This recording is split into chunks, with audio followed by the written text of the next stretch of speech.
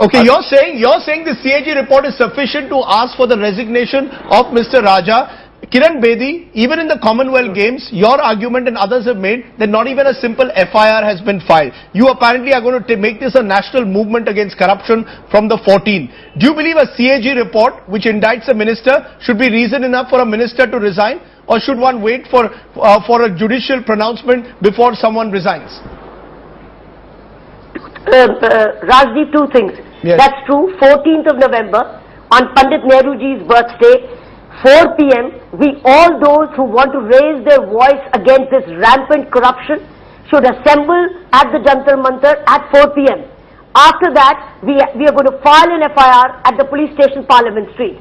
Lot of keen groups, organized groups, non-political groups, individuals are joining hands at 4 p.m. on Jantar Mantar. Right. So this is a clarion call for anybody who wants to play an activist role and genuinely want to speak up against corruption, right, and is not afraid of being seen on camera. Number right, 2.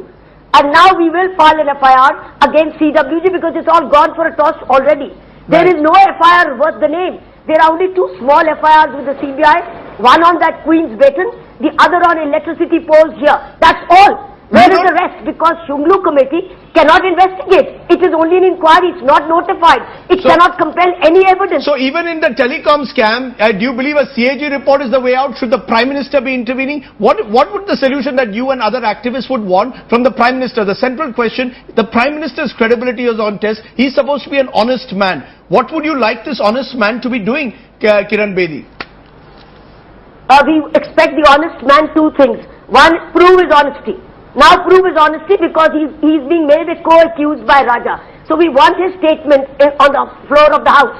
I think let him table this, let it be tabled, and we want to know whether he could have prevented it, whether he made efforts to prevent it or correct it, or that did he have any hand in it at all.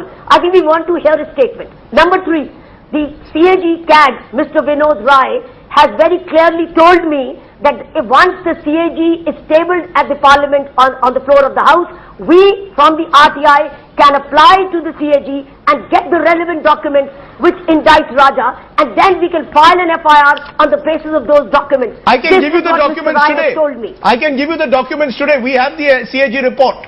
I can give you these documents. If the government doesn't table it, we can give it to you. But I cannot get them officially from Mr. Rai because Mr. Rai says that unless it's tabled, so we will wait for it to be tabled. Okay. We would therefore urge the Prime Minister to please hasten the tabling so that once it's tabled, we can officially get it for the court to file another FIR straight to the court or to the police station and ask for it to be monitored investigation. Cho Ramaswamy, we're looking at the Prime Minister's role tonight. He's the head of a coalition government. There's a coalition dharma. His belief is that every a man is innocent till proven guilty. That's the stand that the Prime Minister has always taken. How do you respond to that? That are we jumping the gun when we ask for Mr. Raja's resignation? Protecting adharma is not coalition dharma or any dharma. It is not dharma at all, leave alone coalition dharma. That's a different matter. 2, Raja's resignation or his quitting must only be the beginning. It is not the end of everything. The whole thing has to come out. Who had all shared the loot? How did the loot happen? What is the share? What is the distribution? Everything must come out. And the government is afraid that it will come out. If they act against Raja, so many other